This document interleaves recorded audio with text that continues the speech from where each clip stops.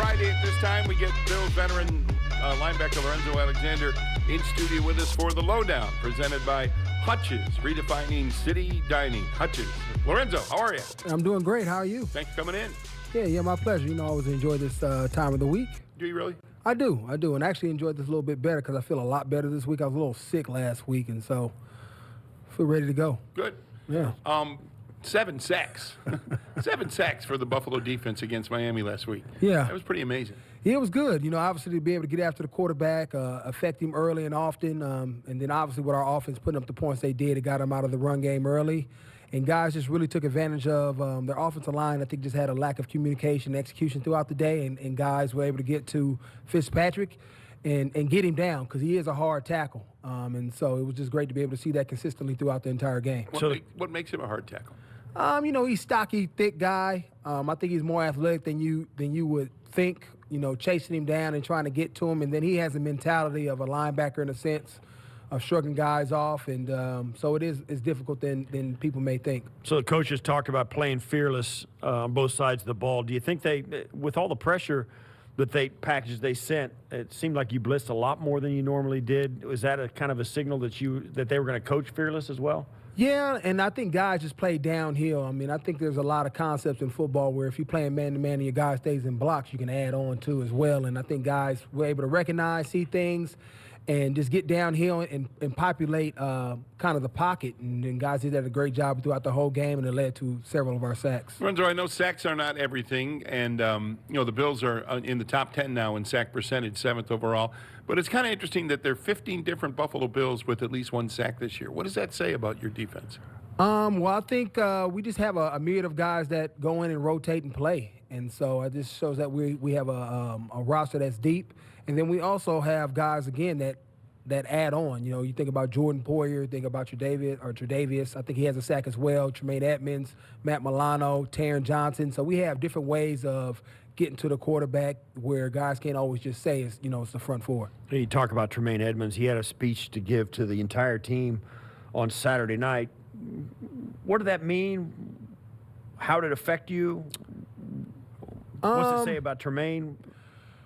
You know, for me, it was kind of a proud moment because obviously I'm the older guy in the linebacker room, and I've kind of been deemed the facilitator or mentor of kind of helping him grow into this leadership role. And, you know, all honesty, I had nothing to do with him getting up there and speaking. And so it just shows me that he's starting to get a grasp and a good feel of when he needs to speak. And I think that's huge for a leader. You know, not always saying something, but knowing the right times to pick your words and to address the team. And he did a great job of doing it, spoke very well as far as the story he told, the message that he was sending, and it was very clear and concise. And I think guys really got the idea of what he was saying.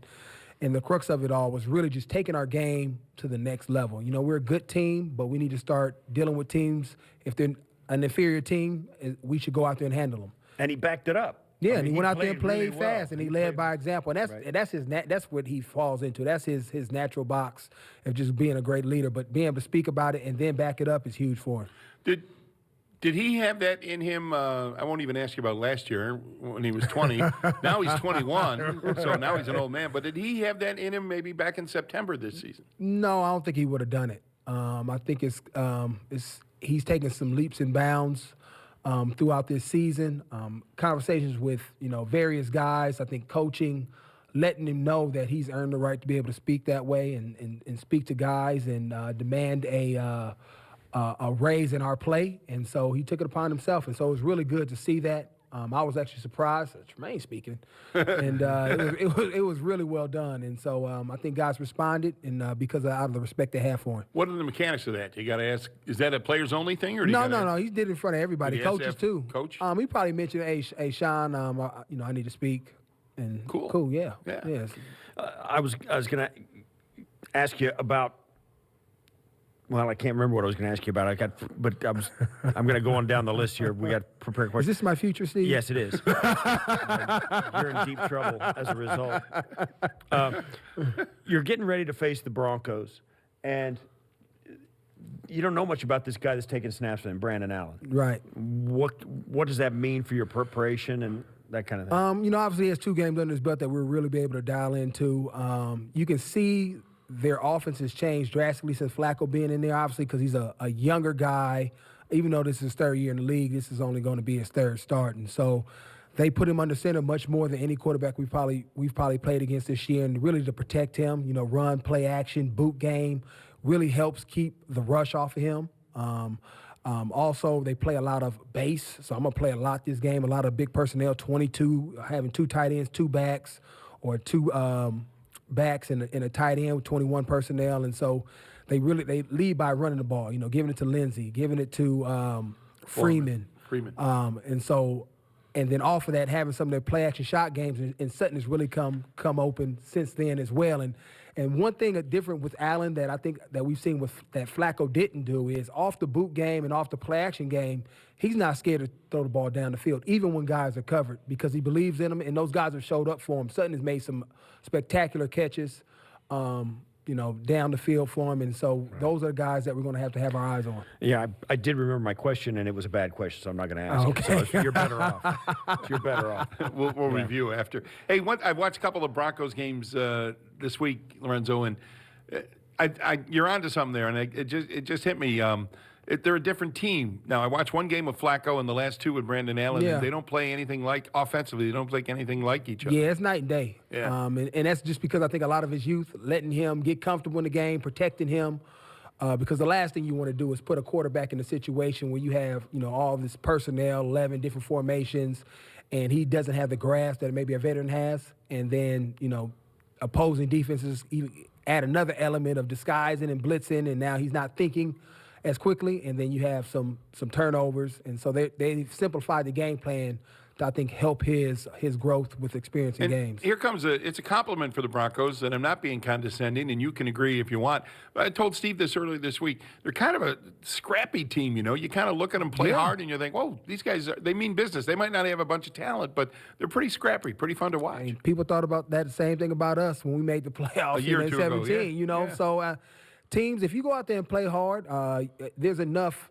talent on their NFL roster, so talent is relative, that they can go out there and win games, and they have enough weapons, especially with Lindsey, how explosive he can be, and Sutton, as I mentioned, where they can go out and make some big-time plays. And then also, I think because of the way their season has developed, they're not scared to, mess with your eyes, give you some gadget plays, some end arounds, and throw it back to the quarterback. So you really have to be disciplined in your roles when you're playing a team that's a little bit desperate to get a win, and then that just makes them a little bit more dangerous and more free, as we saw with Miami last week, was the onside kick and some of the things that they did to us as well.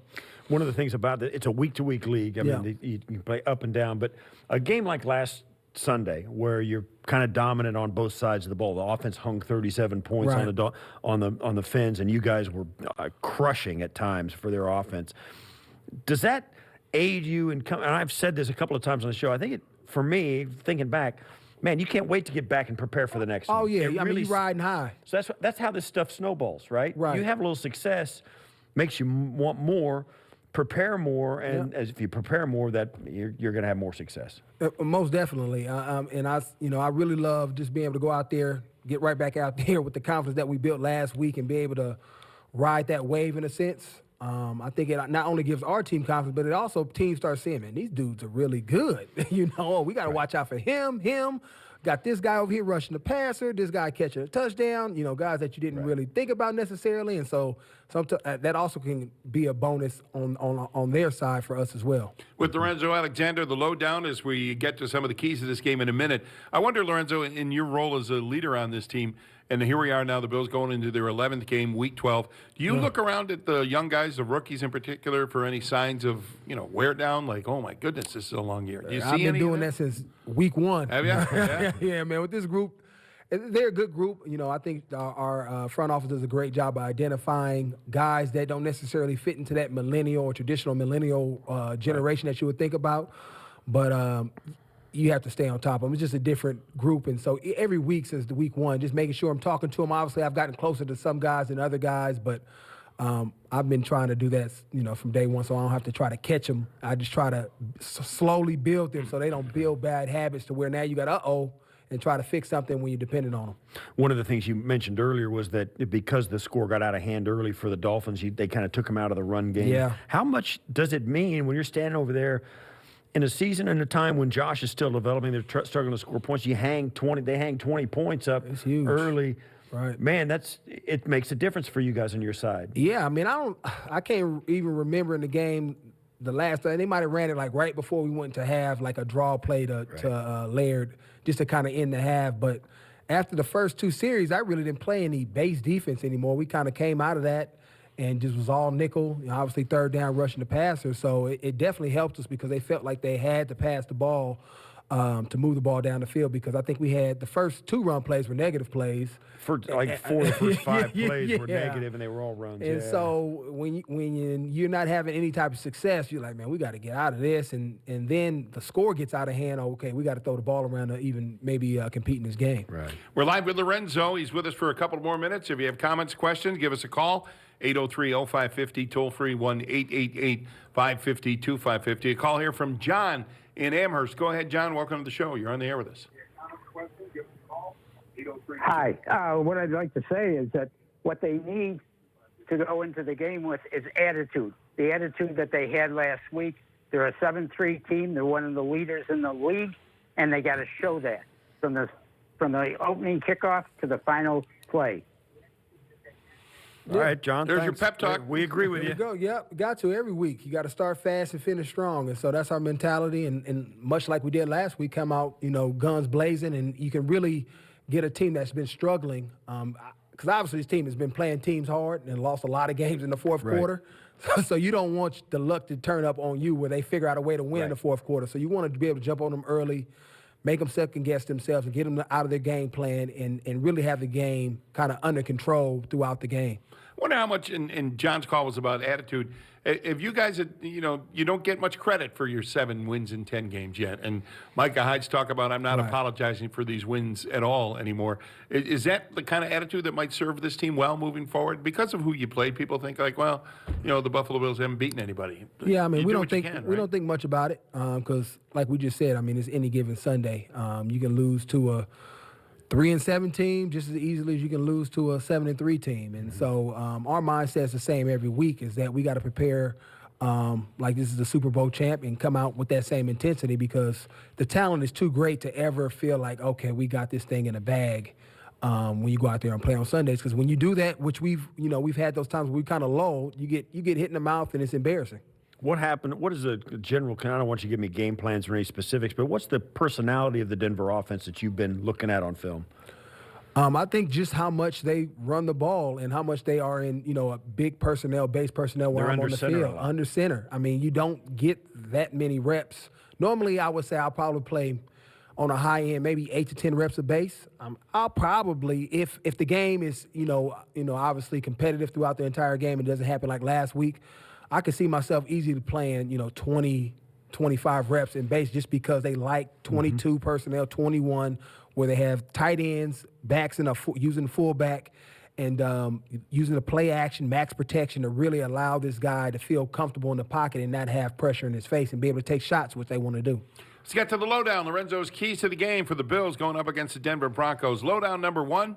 Play complementary football. What do you have in mind there? Yeah, and it just really goes back to last week. I think, people have been talking about our run game so much that our offense helps us do that. So anytime they put up as many points they do, teams want to get away from the run. And so continue to do that. And obviously when we get teams off the field having 3 and outs, it makes the opposing defense tired. And so our offense has the ability, obviously, to put points up and be able to run the ball because they're playing against a tired defense. And then I think third in that standpoint is field position, our special teams. We've done a great job all year in our return game, obviously with Andre Roberts and guys getting on blocks and opening up some holes for him. But last week we had a little bit of a lull in our kickoff game. And so we have to be able to shore that up if we want to be in a position of where we want to continue to grow and continue to win games. Before we move on, we didn't talk to you about the kickoff. Right. What'd you see? Were you guys deliberately kicking, a yard or two shorter than you normally do? No. I mean, Steve was probably trying to kick touchbacks. So it just comes down to guys not getting off of blocks. They ran a bounce play. It's the same play that hurt us in the Cincinnati game. My only difference, that one got called back because we were holding on it. And so just guys just understanding how to come off, how to play bounce. And sometimes you just get over aggressive and don't make a play, and they did a good job on it. Yeah, and that's we were watching it. We had it on. Here it is, right here for those watching on MSG. It's the returner did a really nice job when he pushes it hard up the field He and stemmed. then bounces. Right. Man, that's a really well. If once he gets to the corner or the far hash, you're playing catch up. Yeah, it's basically. hard, and he didn't really ever break stride either, and he can roll, and so that hurt us. So we didn't have anybody to make him stutter or make him bubble. Yeah, to get in his him face to early. stop and stick his foot in the ground. That's even. It sounds like a good thing. It's not. Right. It breaks his momentum on that play. The returner did a really nice job, I thought, and they're because when he comes up forward, he pushes that straight like he did up the field. Yeah.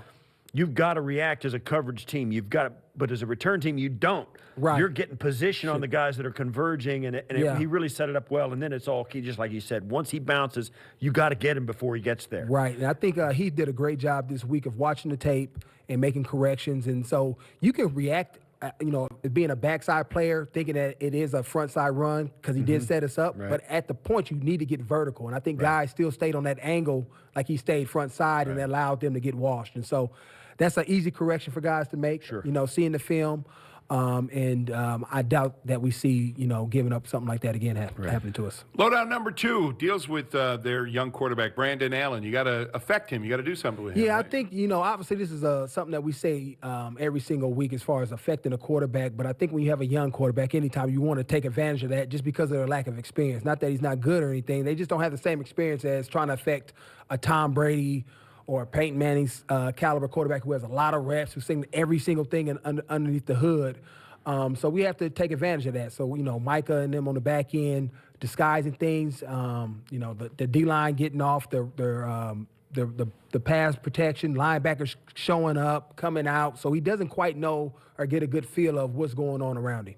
Yeah, and it's going to be crucial, too, because this is a game where the Broncos defense is just slightly behind your guys' defense. You got to think they're going to put up a really good effort for your offense. That complementary football may it may once again kind of lean heavy on your defensive side. You got to keep them off the board, and yeah, most definitely feel a sense of urgency because their defense is such a quality defense. Yeah, they are good too, and I feel remiss not even talking about like a Von Miller and their pass rush and the guys that they have, even though they don't have the great numbers as we're accustomed to seeing Von Miller have. He is somebody that can wreck the game, and so. For us, keeping them on the field as much as possible so he's not fresh or he feels like he needs to go out of the game is definitely going to help us. And a lot of that is how we affect Allen on third down and getting off the field and limiting their length of drive. And lowdown number 3, don't give up big plays. And they have a couple of candidates for that, right? Cortland Sutton is a big playmaker. The rookie tight end. Right. Is a big-time playmaker. playmaker. Both of those guys, Lindsey, Freeman, they all have big play potential. And so for us, our crux – anything that we've always given up, like a big play on a drive, it has always turned into points. Right. And so for us, we want to be able to limit that. And then offensively, we just mentioned him, Von Miller, not allowing him to wreck the game or your game plan. So obviously keeping him at bay, and a lot of that's with, run game, play action, chipping him. So just keeping him off balance so he doesn't have big plays in the game against our offense. Yeah, as a defense, you've got to be sitting there saying, listen, if Brandon Allen can go on a 13-play drive from their own 20 or 25-yard line, you got to tip your hat to him. But you want to see it. Yeah. That's what you want to see. Right. If they're going to get points. Right, methodically. You got to earn it methodically down the field and not these big chunk plays, which they've gotten, and they got, when you watch the Minnesota game, right, that led to points for them. Yeah, and that was the key to the Minnesota game early. They got a couple of phenomenal catches from their wideouts that were really low percentage, but hey, they pulled them off. Yeah, and that was the difference in the first half of that game. Right, and as a quarterback, they've earned his trust in a lot of ways. So he'll probably try to throw up again this week, and obviously we betting on our guys, Tre'Davious and Levi and KJ out there to make the play on the ball. How well do you know Von Miller over the years? I know him a little bit. We was in the Pro Bowl together. Really good dude, fun to be around. Did he have that off-season pass rush? Yeah, I didn't get invited to that. I'm not elite enough, man. I only had 1 year of double-digit sacks. You probably had to have 3 or 4 at least to get invited to that. It's not too late, right, to do that? You should be invited to that. Yeah, I'll talk to him before the game and ask about next year. Yeah. Off the field thing I want to ask you about. You do a ton off the field, as does your family and your wife. Yeah. Majanique had a special event this past week, huh? Yeah. She reached out to all of our teammates' wives and coaches' wives as well, and to do a coat drive.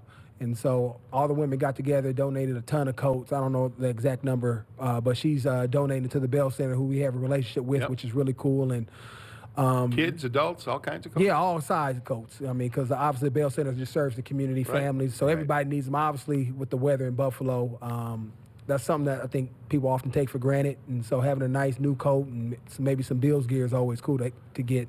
Sure. That's good. yeah. Absolutely. Two Well, more that's quick good questions stuff. for you. Have you ever played? We won't probably see you talk to you before next week's game. Yes. Have you ever played Thanksgiving before? Yeah, Washington. It might have been 2012 At Dallas? at Dallas. Had a great game, and we won that game as well. So I'm looking forward to it, but not looking forward to it because I know how I felt yesterday on a Thursday. Yeah.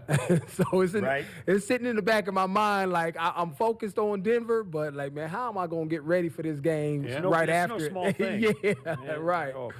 Last question. What do you want to debate? What's your shirt say? It says debate this. What do you want? this You want to is argue with Steve? Here's the well, guy to no, argue I with. mean, you know, I love arguing, but this is when the Warriors won our championship and we had all those haters out there because we had KD. So, you know, and they was just hating on us. So debate it. Steve, you want to debate? Come on. No, It's right up man, your I- alley. that was- no. It's hard to win a championship, no matter who's on your team. Right, exactly. I That's want to what I get something say. started here. Thanks, Lorenzo. Thanks for the lowdown. Thanks for coming in. We appreciate it. I won't debate that. I appreciate it. Lorenzo Alexander with the lowdown. He comes in every Friday to do it. The lowdown brought to you by Hutch's Redefining City Dining. We're back with more Steve and I. One Bills Live, presented by Kaleida Health from the Seneca Studio in Orchard Park on Buffalo Bills Radio.